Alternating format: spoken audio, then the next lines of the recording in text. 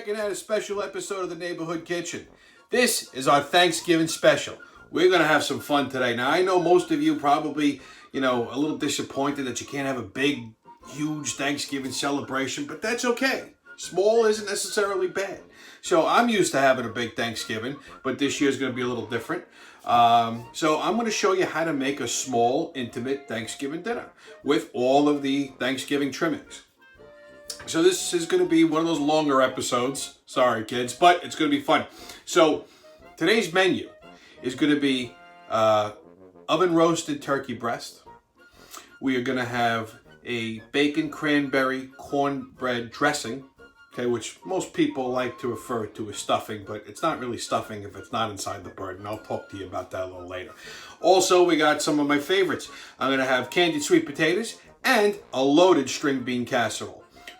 And not to mention, homemade cornbread. That's right, man. I'm going to make some cornbread, People say I don't bake enough, but I'm going to show you how to make a homemade cornbread. It's going to be out of sight. But before we start, you cannot have a holiday without a cocktail, right? So I'm going to show you how to make my favorite holiday cocktail. This is a Tommy original, all right? It's my apple cider bourbon punch. You heard me. Okay, so very simple to make. First, you need ice. So we're going to grab some ice out of the freezer. Okay, so start with a mixing glass. Okay, you need about 4 ounces of your favorite apple cider, nice and cold. Okay, so we're going to go.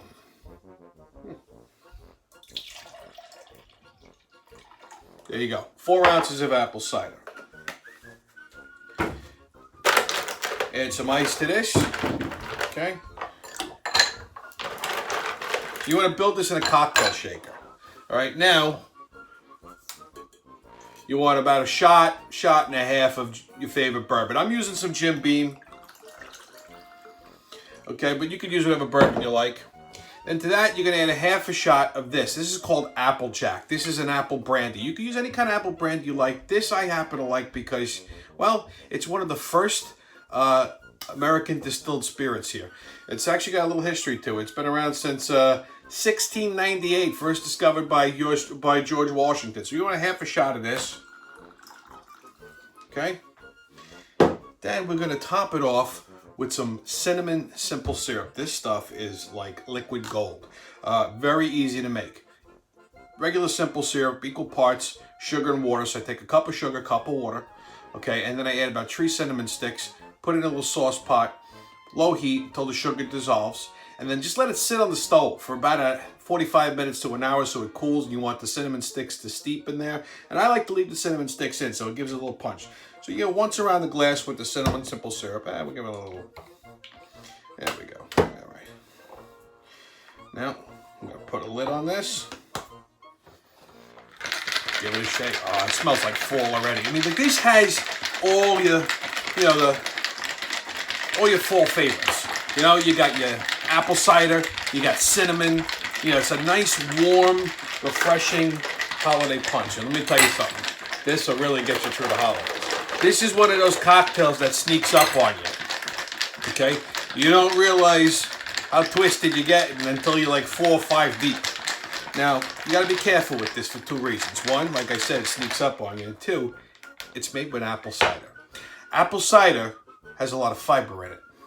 You drink too much apple cider and it's like, you know what I'm saying? So, just drink responsibly.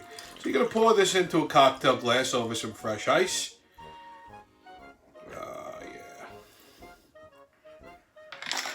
Let's give it a taste. Oh yeah, baby. Liquid fall. So, now we got our cocktail ready. Let's get started. First, we're going to start with our cornbread. For our cornbread, very simple. First, we're going to start out with our dry ingredients. So, I'm going to go with some cornmeal. About 3/4 of a cup of cornmeal. All right? 1. And this is really easy to make, too.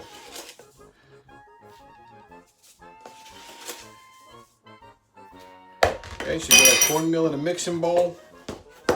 Done with that guy. Now we're going to add about 1 1/4 cups of all-purpose flour. Okay? So this you want to level. Okay? You want to use a knife to level the top. You don't want too much flour. Okay? So here's a 1/4 cup measure. See what I'm saying? I'm leveling it off. Add it in. Get 1 cup here. And then level it off. Okay. Otherwise, then it gets too dry. There you go. Done with that guy.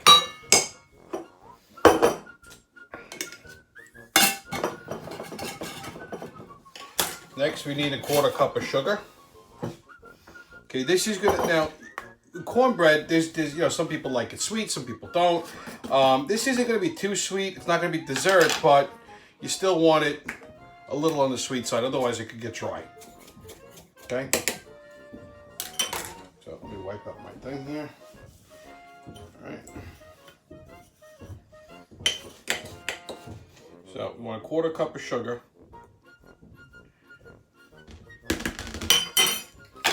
Right. Now we're going to add 2 1/2 teaspoons of baking powder. Now cornbread is a good vessel for a lot of things. Like, I mean, I like it, you know, for dinner. I just like it plain like this. But you know, you could do all kinds of things with cornbread. You could add bacon to it. You could fold in cheddar cheese. You could put jalapenos. Shit, you could do all three if you want. Sky's the limit with that. Okay, so I want 2 1/2 teaspoons of baking powder. This is going to give it a little lift, okay, so it's not so dense. So 1.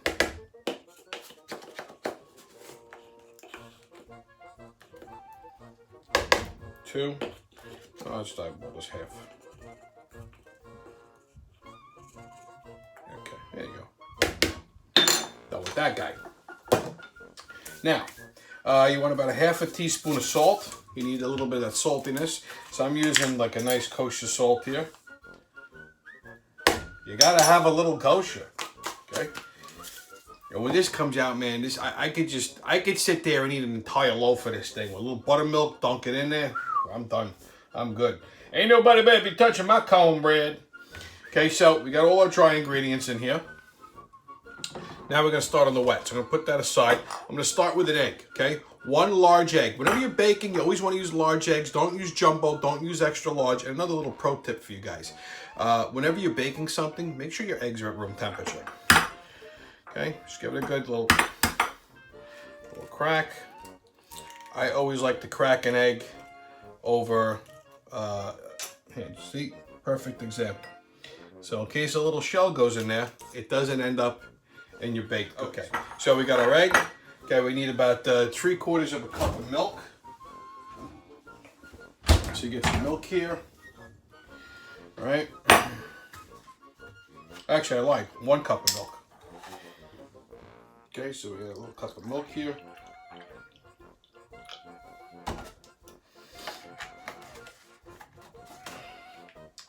And then we're going to add about a 1/4 cup of vegetable oil and a little honey.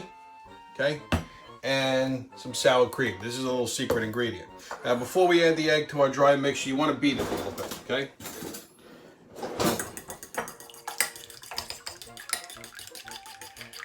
Okay, there we go. So, there's my egg.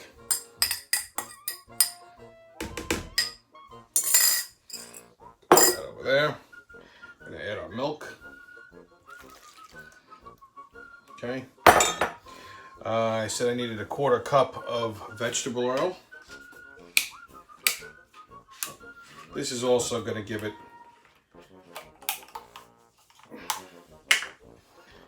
it's going to moisten it up a little bit. Okay.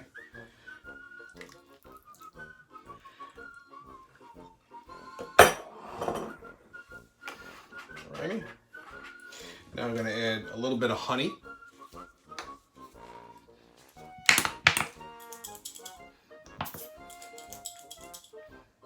Honey's going to take a minute to come out of the bottom. You know, if that happens, if your honey crystallizes, I mean, this should work its way down. So I'm just going to put it here for a second.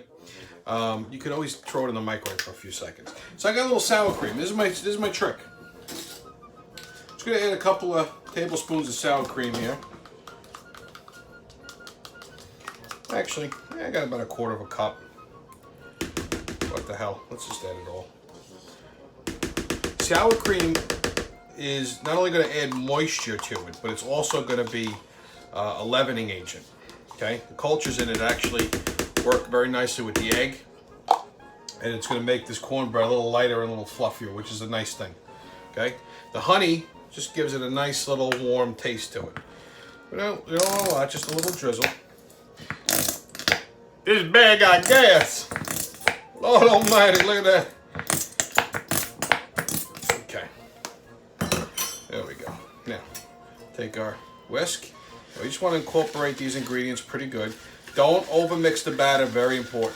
Just until it's all incorporated. Okay?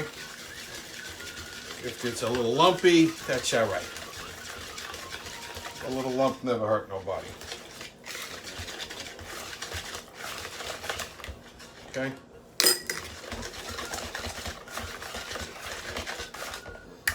And that's all she wrote, kids. Now we're going to turn this out into a buttered casserole dish. Okay, so I'm going to show you that in a second. Okay, so I got a buttered 8x8 casserole glass baking dish. Now you could use a greased up cast iron pan if you want, but I just need this to be pretty simple. So I'm just going to use the baking dish. Now you want to make sure that you got this nicely buttered, okay? All right, so you're just going to pour your cornbread batter out into the dish. Now you should have your oven preheated to about 400 degrees. I should have told you that ahead of time, but so you want to preheat your oven to 400 degrees. This is going to go in the oven for about 20 to 25 minutes, just until it's nice and golden brown and a toothpick inserted in it comes out nice and clean. Okay? Ooh, I'm excited for this. Now this, depending on how big you cut your cornbread wedges, I like to make nice big wedges. So, I mean, you can get anywhere from 6 to 9 servings out of this. Okay? All right, and there you go. So just gonna pop this in the oven at 400 degrees for 20-25 minutes. When it comes out, it's gonna be nice and golden brown and moist and delicious. Man, I cannot wait to get this Thanksgiving started. Okay, so next up, our loaded green bean casserole. Now, at Thanksgiving, everybody's got their favorite side. Okay, there's like one side dish that you can't live without, and this one is mine. I love string bean casserole. Now, you can get all fancy with this if you want. I mean, I've chefed this up in the past when I'm making it for 25 people. Yeah, I've done my own, cream of wild mushroom soup and fresh picked string beans and all that other shit. But truthfully, my favorite version of this is the classic version. The stuff that, you remember as a kid.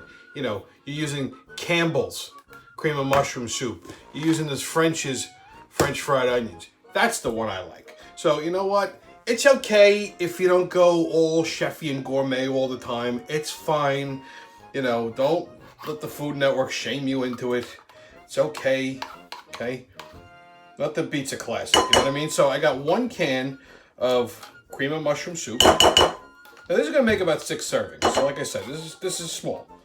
All right, this isn't like, you can even make this during the week. This is a simple dish, but it's just delicious. So you just want to clean this can out pretty good. You want to clean the can out, man. Shit. Okay.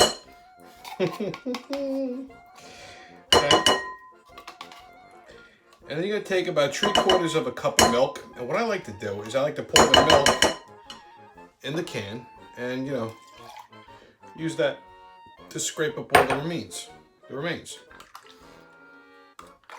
Okay. So there you go. All right. Beautiful. We're done with that one. So we're gonna whisk this together. Make sure it's all incorporated nice. Okay. So remember, 1 can of Campbell's soup, about 3/4 of a cup of milk. You could use any kind of milk you like. I recommend you use whole milk. It is Thanksgiving. You want this to be a little rich and creamy. It's okay. You can even use half and half if you want to give yourself a fucking heart attack. That's fine. Okay. There you go. All right. So you got that all nice incorporated. Now you're gonna add your dry ingredients to this. So I got about 4 cups of cooked string beans. I use the frozen ones, that's fine. You just want to cook them until they're al dente. You don't want to kill them, okay, because they're going to continue to cook in the oven. So you cook them, drain them, cool them real good, okay, and you're going to add that to your soup and milk mixture, all right? Now, you got your French fried onions. The These things are amazing. I could eat a whole can of these. I use about a cup. Okay? I mean, what the hell? It is string bean casserole. You'll have some left over. You're going to sprinkle them on the top just at the end, just to make it crunchy. Now, here's where it goes off the rails. Okay? So, I said this is loaded, right? So, I got some nice rendered out crispy bacon here. Okay? Nice and crunchy. Delicious. I got the thick cut. I cut it so that you get some texture. About a pound. You want that crunch. Okay, so I got that drained, cooked, and ready to go. So that goes into the pool. Next, I got some freshly shredded, sharp cheddar cheese. Okay, so that goes into the pool. Told you this was loaded. Now you gotta stir this all together. That's the fun part. So you want to fold this all in together nice, okay? You want to get that soup mixture all incorporated, okay? This is, now if you're going to eat vegetables, this is how you do it, okay? Nice and nice and nice. Look at that. Ooh, girl. Get it now. Get you some of this, yeah. Look at that. Look at that. Oh, I could just dig right into this now, okay? So you get this all nice and happy. Okay, just everybody's gonna make friends. Now, this is one of these dishes you can make ahead of time. You don't have to make this on Thanksgiving. If you want, you can make it the night before. That's what I'm doing. I mean, this is actually Thanksgiving Eve. This portion of the show, anyway. So, I'm just gonna put this all together. I'm gonna put it in a buttered casserole dish. I'm gonna pop it in the fridge, okay? And tomorrow morning when I get up, I'll take it out, let it get to room temperature. Let it sit out about maybe like 2-3 hours before you pop it in the oven. You're gonna put it in 350 at 30-35 minutes. Okay, you wanna go about 30 minutes. We're gonna sprinkle some cheese on top, which I'll show you. About 30-35 minutes, okay? And you're just gonna let that just get happy in the oven. And then right at the last 5-10 minutes, you sprinkle some more French fried onions on top, make it all nice and crispy and happy, and you're good to go. All right, so this is all nicely incorporated, okay? So I'm gonna get a buttered casserole dish, like that, about a 1-quart dish, and I'm gonna start ladling this in here, okay? Mix some of that cheese together there. Got a little, and when this gets all happy tomorrow, ooh, look out now. Great God in the morning. God is good, girl. You know what I'm saying? Okay. It's going to be cheesy. It's going to be gooey. It's going to be bacony. Okay. Now, we didn't season the shit out of this. Now, when I cooked the string beans, I added salt to the water, obviously. So the string beans are seasoned.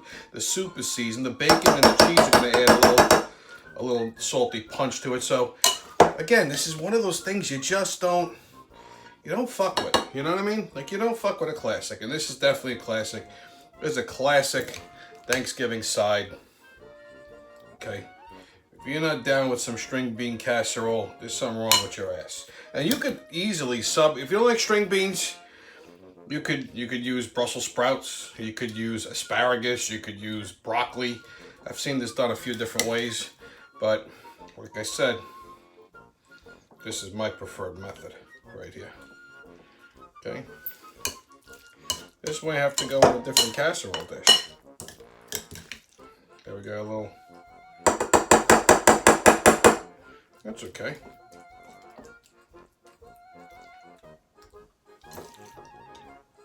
I'm just going to load this up as much as I can.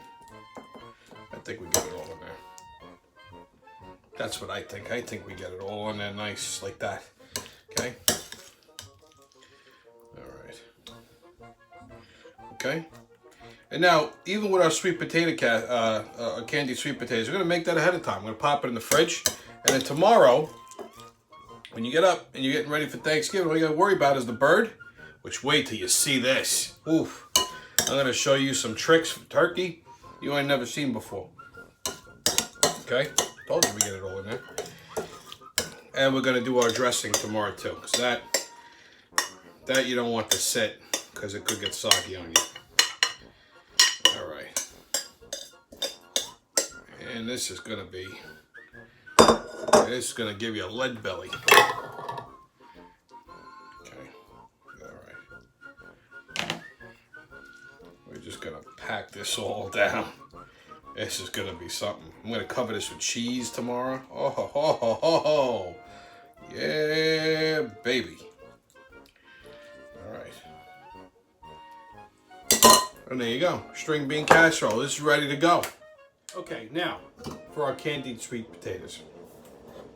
So first you start off with some canned yams. I'm using Bruce's yams. I don't know what Bruce is, but his yam, we're going to use his yams, okay? We got some, my name's Bruce, these are my yams.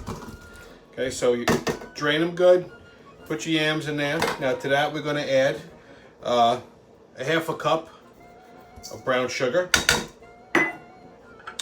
We're going to add about a third of a cup of room temperature butter. Very important. About a third of a cup is usually about 5 tablespoons. I cut it up here. Make sure your butter is nice and soft. It's at room temperature. Okay. Then I'm going to add half a teaspoon of salt to this. Okay, because you got to balance out some of that sweetness. All right. Now, this part's optional, but you know, it's fall, and like I said, I like those fall flavors, maple syrup, cinnamon. So I got a little fresh maple syrup, some real, actual maple syrup, not that imitation shit. So I'm just gonna eyeball this once around the park. Through the park, bit them in, through the park. And now some cinnamon. Now cinnamon's one of those ingredients, you know, you add it to taste. If you like a lot of cinnamon, add a lot of cinnamon. You like a little cinnamon, add a little. If you don't like cinnamon at all, go fuck yourself, don't add it. Okay, but I'm gonna add some cinnamon. Okay, we got all our ingredients in the bowl. Now you're just gonna combine it very gently. Okay, you wanna toss this all together. Okay, you got your syrup, your sugar, your butter. Okay, you want to be careful to not break up the yams. So you see what I'm doing? I'm just folding this just nice and gentle. So it requires a little bit of patience. Okay? And you're going to bake this in the oven at 350 degrees. Okay? And just at the end, you're going to pull it out and you're going to top it with marshmallows and pop it right back in. So you're going to bake this about 350 for about 30-35 minutes. Okay? And for like the last 5 minutes, that's when you're going to add your marshmallows, pop it back in, and this is a Thanksgiving classic. Okay? All right, there you go. Everything's nice and tossed together, and we just get a nice casserole dish. This might be a little too big, but it's okay. And we're just going to put our yams down in here. And I buttered this casserole dish as well. You know, one of the reasons I buttered the casserole dish, aside from not having your food stick to it, is it makes it easy to clean up. If you butter it or oil it or whatever you want to do, when you go to clean it up later, it comes right off. So you don't have to soak it, don't get that sticky residue shit. Okay, so we're gonna just spread our yams out here. Okay.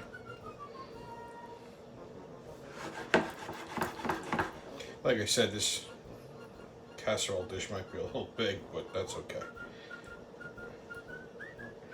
Okay. So because this is all going to get all happy in here too. Okay. It's going to make a nice little caramel. I can break that potato up a little bit. Okay. Now you could do this with whole. I've done this with regular sweet potatoes where I just baked them and then I whipped them and then I did the same thing. I tossed them with this mixture and then pop it right in the casserole dish. So again, this is all ready to go for tomorrow with 350 degrees. Give it a taste. That tastes like fall right there. And we're going to top it with our marshmallows. This is going to be out of sight too. Next up, we're going to show you how to do the dressing in the turkey. And we'll be ready to plate it all up for Thanksgiving. Okay, so now we're at the highlight of the day. All right, it's turkey time. So as you can see, I got, well actually you can't see, but I'm going to show you. I got 2 whole turkey breasts. Now, here's the thing with turkey, okay? Everybody's a little nervous about cooking whole turkey breasts because they say, it's going to dry out. Uncle Tommy's here to tell you how to keep your breasts moist and flavorful. So, real simple. First off, you want to start a day ahead. So yesterday what I did was I cleaned these, prepped them up, and I just stuck them on a rack in a pan in the fridge like this, out, exposed overnight so that the skin dries out. You want the skin to be dry. Here's why. If it's not dry, it's not going to crisp. You want the skin to get crispy because if it gets crispy, it's going to seal in the juices. That's tip number 1. Number 2. We're going to create a steam bath around the turkey. So I'm going to prop it up on some onions. I'll show you what I mean in a second. And then I'm going to put about a half a cup to a cup of chicken stock just around. So as it's cooking, the stock is going to evaporate into the meat and make it moist and what? Flavorful. So to add a little bit more finesse to this bird, I'm also going to shoot it full of apple cider. Yeah, that's right. I got the hypodermic needle full of flavor. So here's what we're going to do. So first off, like I said, you got your turkeys patted down nice and dry, okay? So I'm going to start with my marinade. Like I said, the marinade is simple. Just some regular old apple cider. And I'm going to use a little of my turkey rub. Now, the turkey rub is pretty simple to make. It's a tablespoon each of sage, rosemary, garlic powder, salt, black pepper, and about a half a teaspoon of cayenne. If you like it a little hot, add a little bit more heat to it. You can add a little more cayenne. I don't want it too hot because, everybody has their own taste and you don't want it to blow your asshole out. You want it to still want to taste the turkey, okay? You just want it to hit it a little bit you just want to get hit a little bit on the back of the jowls there. So that's all you really got to do. So what I'm going to do is I'm going to add some of this turkey seasoning to my apple cider. And then I'm going to infuse the bird with the apple cider so it gives it a nice little kick of moisture, a little extra flavor, because turkey can be kind of bland. Turkey breast needs a little help. I personally like the dark meat myself. Woo, girl, you like the dark meat. But if you do the turkey breast right, it'll come out nice. So, like I said, you want to stir that seasoning into your apple cider, okay? And then I'm just going to pour it into the infuser. Now, if you don't have a turkey infuser, then you could actually use a regular hypodermic needle. So if you got a relative who's a diabetic, steal one of their needles, hopefully a clean one. If you got a cousin that's doing shit they ain't supposed to, grab one of his clean needles, okay? Clean only, all right? And if you don't have that, then you could just use a regular turkey baster, shoot some into the cavity, and just every 15, 20 minutes, just come by and just hit it with a little squirt, and that'll keep it nice and moist. But you do this, and I guarantee your turkey's gonna come out moist and delicious, and with a nice crispy skin. It's gonna be a flavorful thing. We got our flavor injector all ready to go. So I'm gonna start with this turkey breast over here. Look at that thing, huh? That is a set of tits on this turkey. Look at this. Woo-hoo. Come here, girl. Okay, so you just wanna get in there and you see it plump up too when you do it. It's awesome. That's right, baby. I'm the smack dealer in Flavor Town, huh? You got one of those guys? Okay, look at that. Ooh, yeah, that's right. Gotta get some more. like I said, you know, it's actually just easier to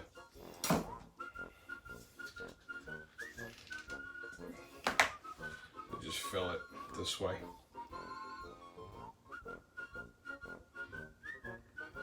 Gotta get the other side. I'm telling you, this makes a huge, huge difference. Okay? Alright. That's it. Captain Jack will get you high tonight. I don't think this is what Billy Joel had in mind, but it works.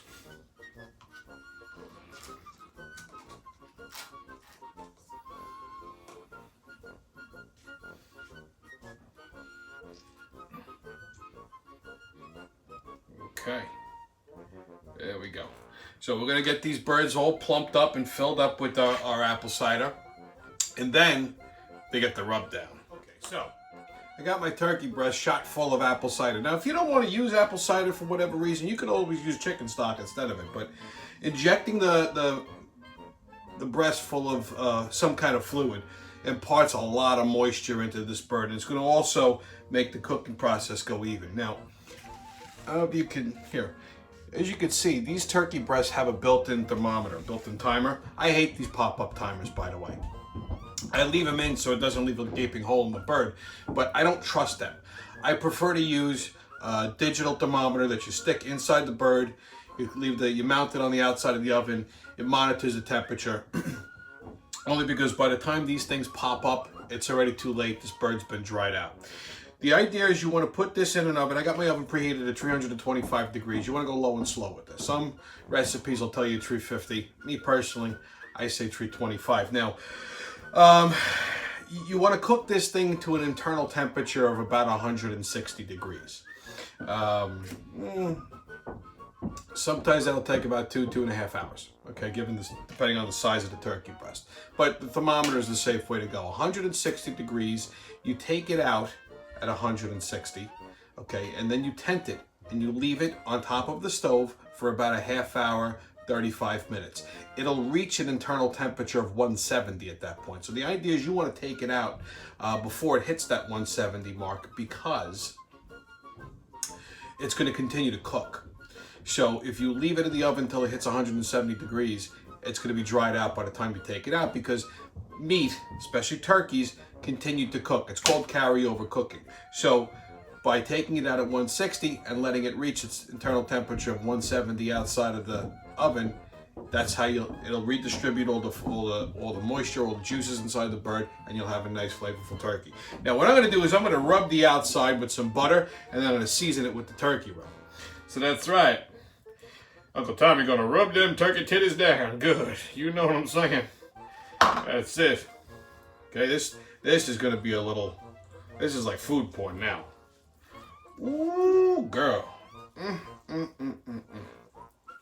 Look at how you rubbing them titties. Ooh, Lord Jesus, this boy gonna give me the vapors. So you gotta, this is when you cue that, like, 70s porn music.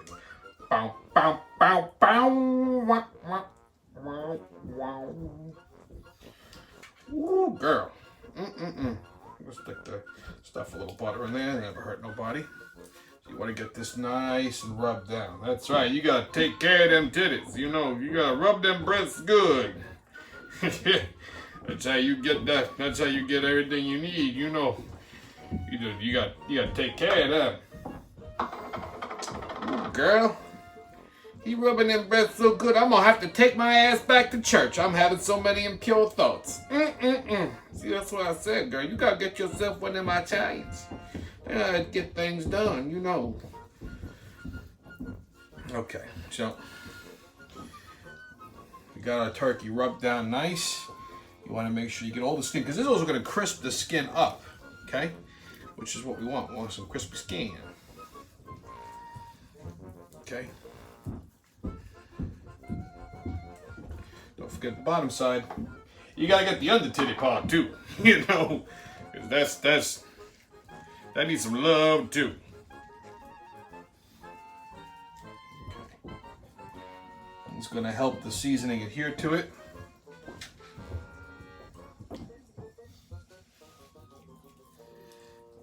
So now you got yourself some molested turkey for Thanksgiving. You know, I've probably offended about 17 different demographic groups in the last 5 minutes. Ask me if I give a shit.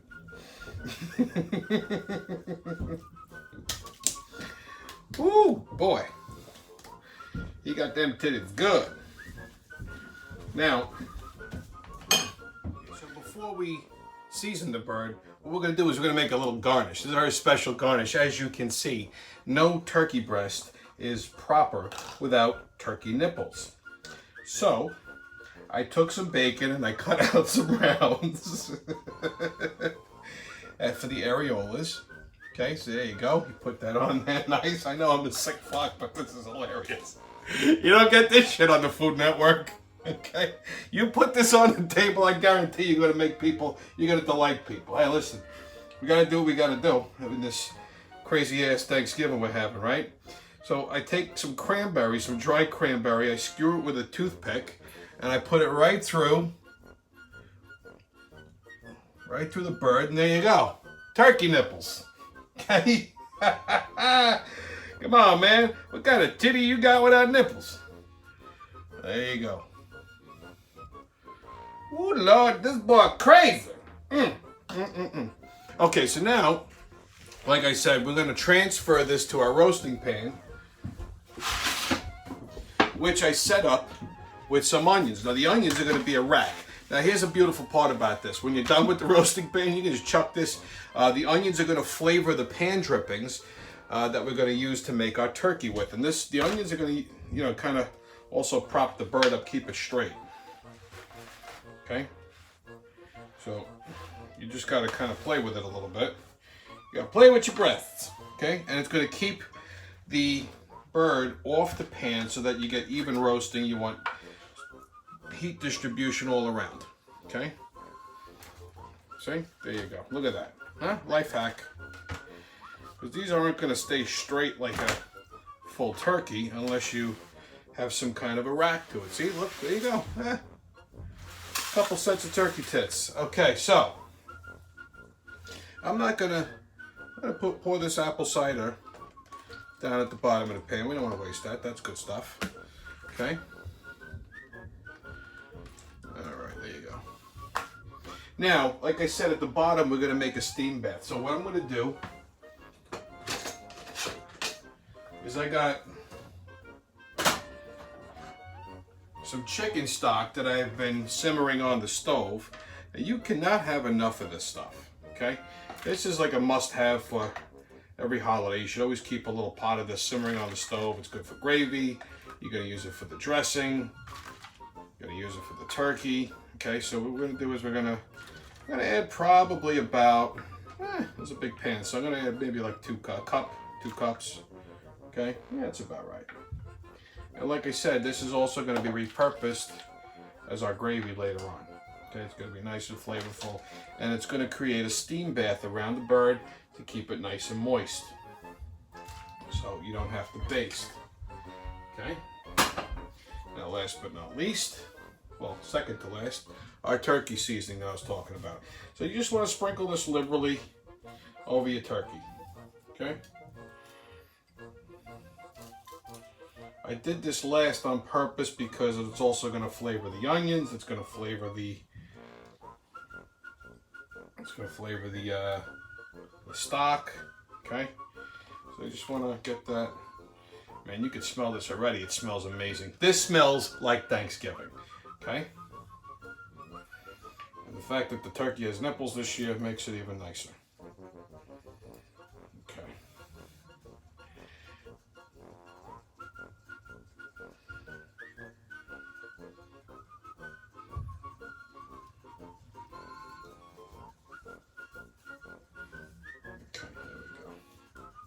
All right, done with that guy. Next up is our thermometer. So what I'm going to do is I have my thermometer preset. I have one of these digital thermometers. These things are great, by the way. You can pick them up just about anywhere. Okay, it has a metal probe, a heat-proof cable, and then this little device here. Now I'm going to plug the cable into this, and this magnetizes to the outside of the oven door. And what you want to do is you want to insert your probe into the thickest part of the meat. So I'm going to use this right here. And you're just going to, you want to make sure you don't hit any bone. Okay. And this is oven proof, so. And I have it preset to 160. So as soon as it hits that temperature, it'll chime and let me know.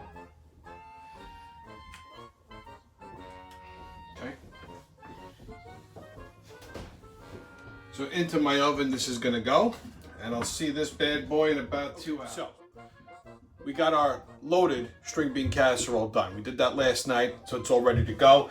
As you can see, I transferred it into a bigger dish just for more even cooking, and I covered it in more cheese, because why not?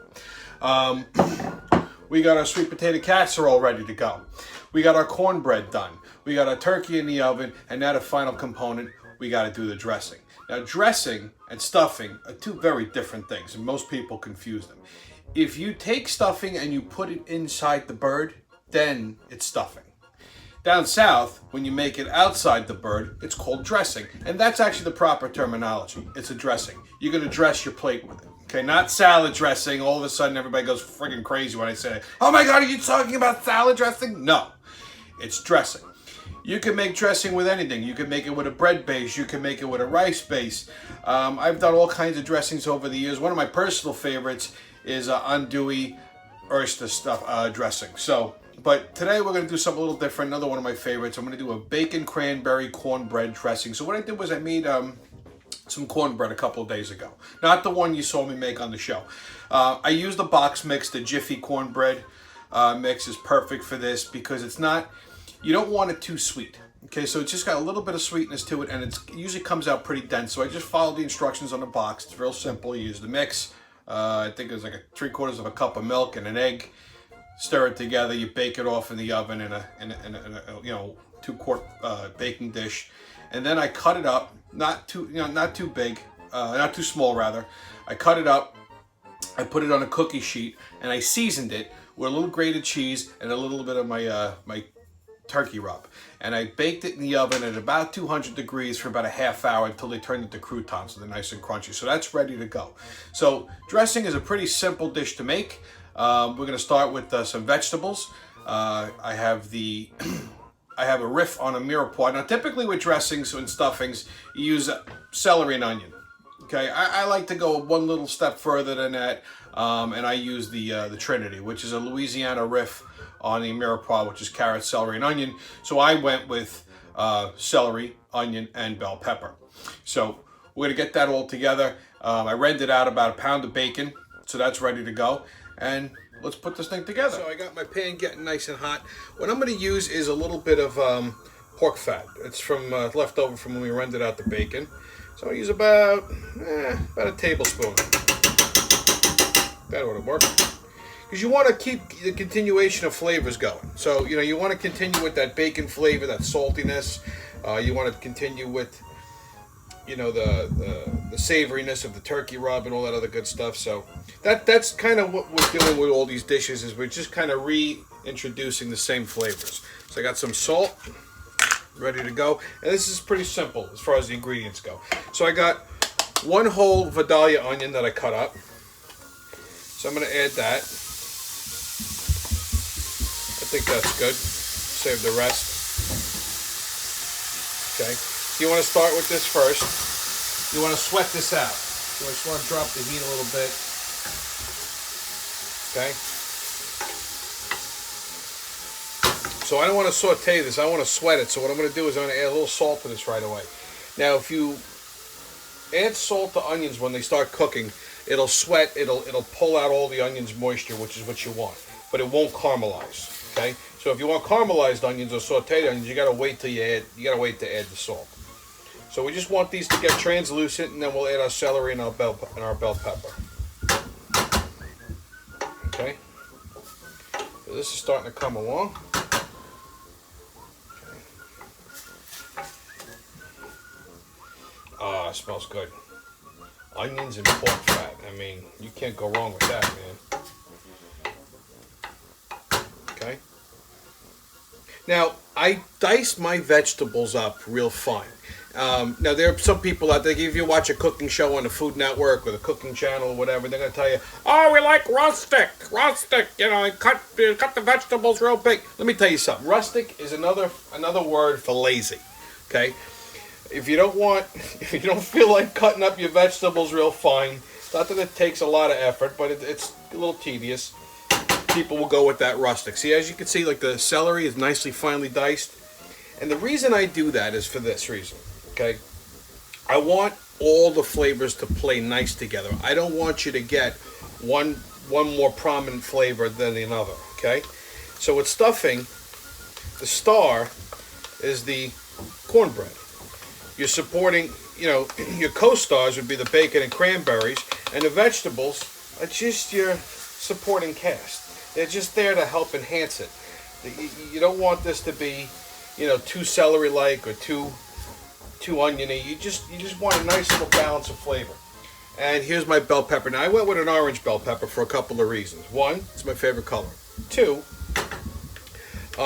it plays to that riff of the mirepoix. So it looks kind of like carrot, but it's not really carrot. Fun fact about me, I don't really like carrots all that much. And two, it's a nice fall color. So, with the yellow of the cornbread and the red from the cranberries, and this just makes a nice little pretty fall color for your Thanksgiving dressing. So I want to get this going. Okay, just want to sweat these vegetables out. Just raise the heat a little bit. Okay. And you just want to saute these, or you just want to sweat them out until they get fragrant. I'm going to add a little more salt and black pepper to this just to season it up so it tastes like something. Okay. We got some fresh cracked black pepper. Oh, it smells good already. You could just put this on toast. Look how pretty that looks. I mean, see that? That's like food confetti right there. Okay? So we just want to cook these through. We don't want to caramelize them. We just want to put a light saute. Almost just sweating them out. Okay?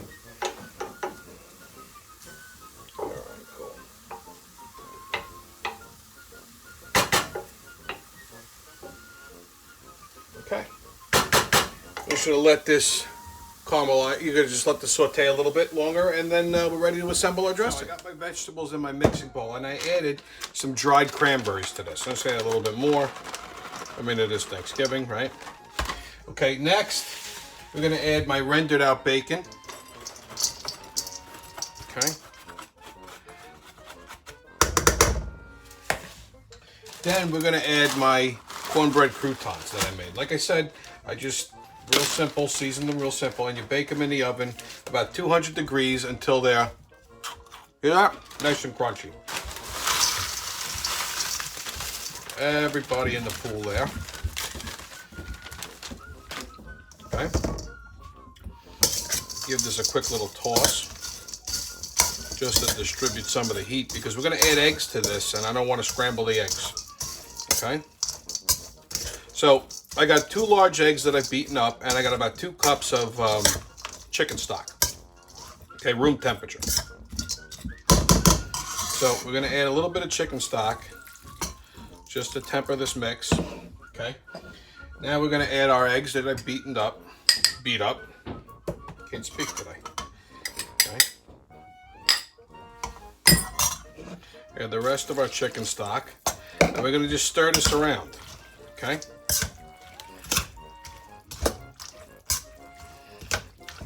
All right.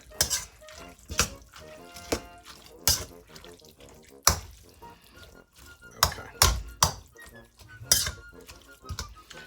Now we're going to transfer this to a buttered casserole dish. So I got about a 2-quart casserole dish that I buttered. Okay. You want to use a slotted spoon to do this because you want to shake off some of the excess moisture. Okay. And then we're going to pop this in the oven at 350 degrees for about a half hour. It's going to tighten up nice. Okay.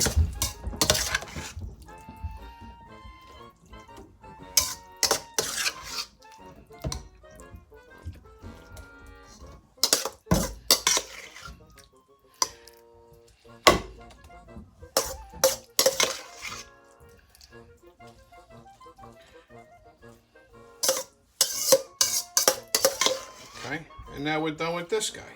And I'm also going to sprinkle a little grated cheese on top too, just for the hell of it. Why not? Okay.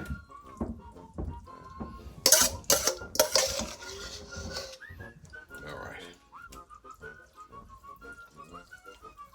Just want to level it out. Okay.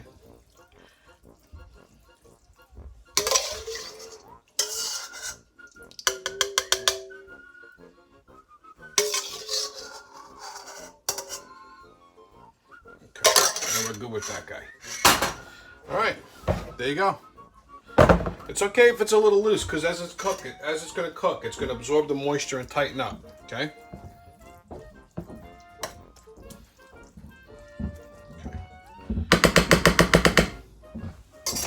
All right, and all our sides are done. Now we just got to. My turkey's out of the oven. I drained off the drippings, and now I'm going to make a roux to make some homemade gravy. So I got about 2 cups of liquid. So you want about, it's about a tablespoon of roux per cup of liquid. So you want equal parts fat and flour. So I'm going to use 2 tablespoons of butter, and I got 2 tablespoons of flour. Okay. Now, a roux is basically a thickening agent. You want to do this over moderately low heat. You're going to stir the flour and the butter together. Now, what happens is when you add your liquid to this, it's going to come to a boil and thicken up. Now, a roux, it's a very old cooking term. It stems from France, I would imagine. But I learned how to do this in New Orleans. I learned all about a roux in New Orleans. So, depending upon what color your roux is, it'll influence the color and the texture of your, whatever it is you're thickening. So for like a white sauce, like a bechamel, I would go right over here. This would be my blonde stage, and I would leave it at this. For gravy, I want it a little bit darker. So I'm going to cook this a little bit longer until it gets about the color of peanut butter, called the peanut butter stage. If you were making gumbo, you would cook it till it's chocolate stage, where it gets nice dark brown. And the darker it gets, the nuttier it gets. This takes patience. You got to keep stirring it, okay? And you want to do this over low heat so you don't burn it. Okay, this is a food of love type of thing. Okay, there's an old saying in Louisiana: "Is your mama Cajun? Can't you make a roux?" Okay, so while this is darkening up, this is coming together nicely. I'm going to add my liquid to it and let it come. I'm going to season it with some of my turkey seasoning, and I'll let it come to a boil. And once it comes to a boil, it should coat the back of a spoon. That's how you know it's at its full thickening power. Okay. So, my roux is at its peanut butter phase. You can see it looks like melted peanut butter. So now, we're going to add our liquid, okay?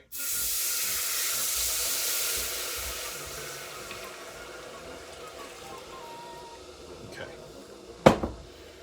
Now we're going to add a little bit of seasoning. Some of my famous turkey seasoning, just to perk that up. And this is just the drippings and the stock that was in the bottom of the pan. Okay. Now I'm going to crank the heat up a little bit because I want this to come to a boil. It's not going to hit its full thickening power until it reaches a full boil. Okay.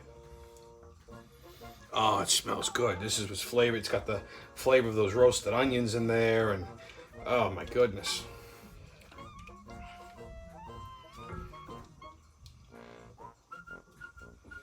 This stuff is going to be, you could put this on the bumper of a truck and it would be lights out. Okay, so our gravy's done, our sides are in the oven, turkey's out of the oven. Just got to carve everything up, plate everything, and get this Thanksgiving underway. So stick around, we're going to be right back.